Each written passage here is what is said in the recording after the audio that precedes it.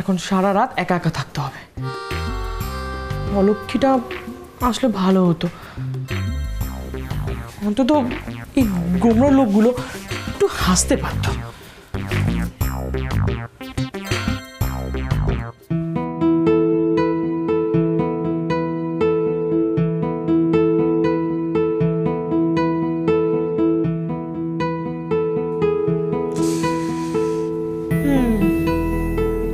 অকারণে হাসে মেয়েটা, যখনই হাসে তখনই ওকে দেখলে মনে হয় ওর কোথাও কোনো কষ্ট নেই। কার সঙ্গে কথা বলছো ভাই? কই কারোর সঙ্গে না তো। আচ্ছা, পাগলের বাট বাদিকে, এদিকে নয়। কি আপনি আমাকে পাগল বললেন? অলক্ষীকে দেখেননি তো? ও যদি একবার এখানে এসে পড়ে না, তাহলে আপনার এই বাংলার পাঁচের মতন মুখটাকে হাসিতে ভরিয়ে দেবে, আর তখনই আপনি বুঝতে পারবেন আমি কেন বক বক বক বক করছি। দেখ, নিশ্চয়ই পাগলের বাট ভর্তি, তাই জেনারেলে দিয়েছে। রাতের বেলা বেডে কেউ থাকে না কেন কে জানে। ডাক্তারবাবু, ডাক্তারবাবু,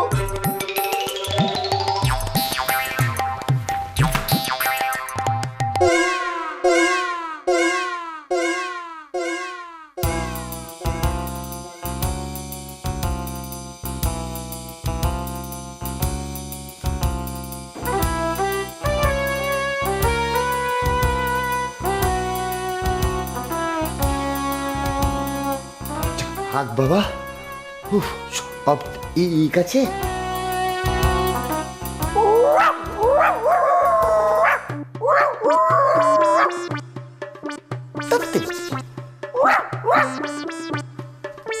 কোনো আটটা নেই কেন?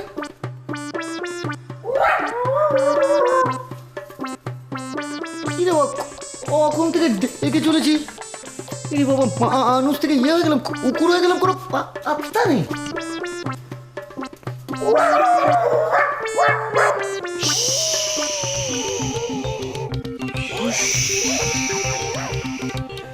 ননি, লক্ষ্মী, টিপে টিপে আয়, মানে পা টিপে টিপে আয়। যাক বাবা, এখনো পর্যন্ত কুকুর ডাকছে, মানে আশেপাশে কেউ কোথাও নেই। চ। বাড়ির একটা লোক হাসপাতালে আর রাত্রিবেলা কুকুর বাচ্চা ডাকছে। হ্যাঁ উঠোনে কুকুর বাচ্চাটা ঢুকলো কোত্থেকে রে বাবা? এই বাবু, বাবু একটা লাঠি নিয়ে আয় তো। এটা উঠোনে একটা কুকুর বাচ্চা ঢুকেছে, আমি দেখতেও পাচ্ছি না লাঠিটা নিয়ে। আজ একবারে মেরে না তক্তা করে দেবো। নিয়ে লাঠি এনেছিস তো? আয় না, অপনাশ করেছে, এই হঠাৎ করে ইয়ে থেকে বেরিয়ে এলো থেকে, তো এড়াল রাখতে হবে। দেখতে পাচ্ছিস তুই কাউকে? চল তো দেখি কোথা থেকে কুকুরের বাচ্চা ঢুকলো।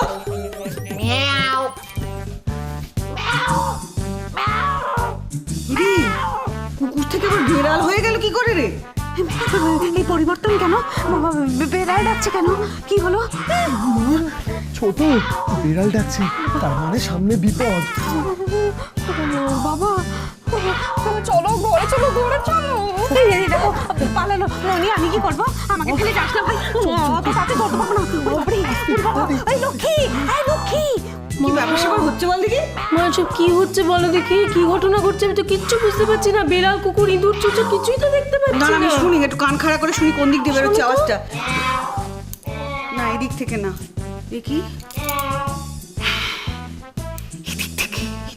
এদিক থেকে আসছে। দে লাঠিটা আমায় দে। আজ দেখ মেরে বেড়ালটাকে কি করি। আয় আমার সঙ্গে। আজ একেবারে এই মাগনা, হ্যাঁ ধীরে খোকা, তুই এখানে দাঁড়িয়ে কুকুর বেড়াল ডাকতিস? দাঁড়াও, ব্যবস্থা করছি। কি কাণ্ড বাদিয়েছিস? হ্যাঁ বড়দা, এখন আসুন তো। ও মেজদা, মেজদা বাইরে আসুন। আমি বলি কি, ওদের ডাকার কি আছে?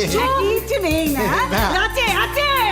তুই এখানে দাঁড়িয়ে ধেড়ে খোকার মতো কুকুর ডাকবি, বেড়াল ডাকবি, আর ওদের আমি ডাকবো না? অনিমেষ, অনিমেষ, এই যে ডাকবি। কি হয়েছে এত রাত্রেবেলা চেঁচামেচি কিসের? কি হয়েছে কি? কি ব্যাপার আমি বুঝতে পারছি না তো। আমাদের ওই হাসপাতাল ঘর করতে গেলে দুজনের কোমরের বাঁধন ছেড়ে যাচ্ছে, আর এখানে ডায়লগ করার সময় হ্যাঁ এটা কি ইয়ার কি মারা হচ্ছে? কি চেঁচামেচি কেন? এই যে ধেড়ে খোকা, এদিকে এসো, এদিকে এসো। না না, এখানে দাঁড়িয়ে উনি কুকুর ডাকছেন, বেড়াল ডাকছেন। সে কি রে? না হ্যাঁ? এত রাত্রিবেলা তুই এখানে দাঁড়িয়ে কুকুর ডাকছিস, বিড়াল ডাকছিস? এই বাচ্চার টোপাই সেও তো এরকম করবে না। কি এই বয়সে তোর মার খাওয়ার ইচ্ছে হচ্ছে? আমি তো বুঝতে পারছি না তোর মাথায় দুর্বুদ্ধি কেন জোগাচ্ছে, হ্যাঁ? হঠাৎ ভূতে চাপলো নাকি, হ্যাঁ?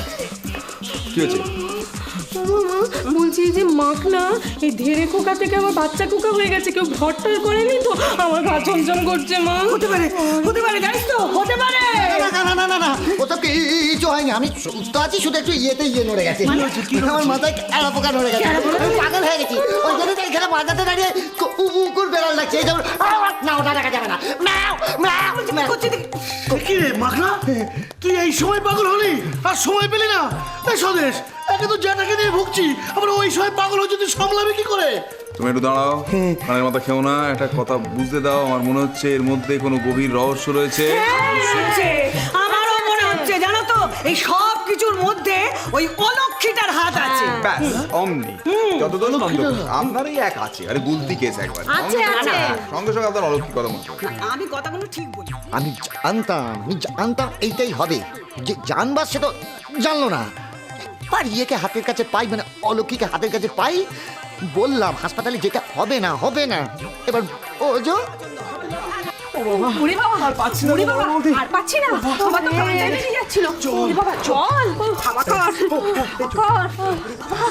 ওরে মা গো, টুনিকে নিয়ে আমাকে টুনিকে নিয়ে এরকম ভাবে দৌড়ানো যাক? তোদের পাল্লায় পড়ে না, আমার একদিন সর্বনাশ হয়ে যাবে। দিব্যি তো কুকুরের ডাক ডাকছিল, এখন আবার কেন বেড়াল ডাক হয়ে গেল? ও দিদি ভাই, এখন আমি কি করব? আর কিছু হলে অমনি বাড়ির সকালে ঝেঁটিয়ে উঠোনে চলে আসবে। এসব না আমার সহ্য হয় না বাবু। দাদু নিশ্চয়ই ভাবছে যে নেত্যকালীটা এখনো কেন এলো না। নেত্যকালী না রঘু ডাকাত, যাই হোক, শোন না বাবা, তুই কালকে যাস। দিদি ভাই, তোমার মাথা খারাপ হয়ে গেছে নাকি? নেত্যকালী যদি সব বাধা বিপত্তি না পেরিয়ে যেতে পারে, তাহলে আর কে যাবে বলো তো? আরে বাবা, আমার একটা সম্মান আছে না? অলক্ষী যা বলে সেটাই তো করে।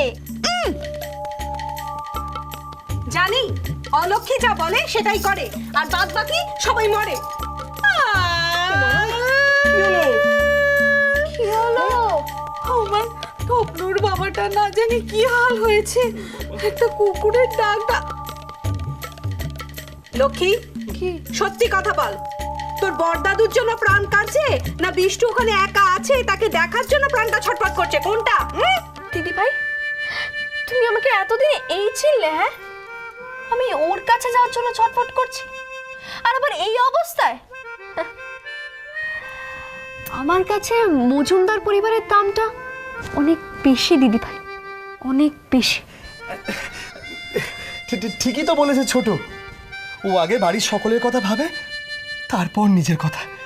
থাক, মা, তোমাকে আর ছোট হয়ে সালিশ শেখাইতে হবে না। ওকে কি আমি নতুন চিনছি? সব সময় সব বিপদের মুখে একা গিয়ে দাঁড়ায়। তবু তোকে আটকায় কার সাধ্যি লক্ষ্মী? বাহ,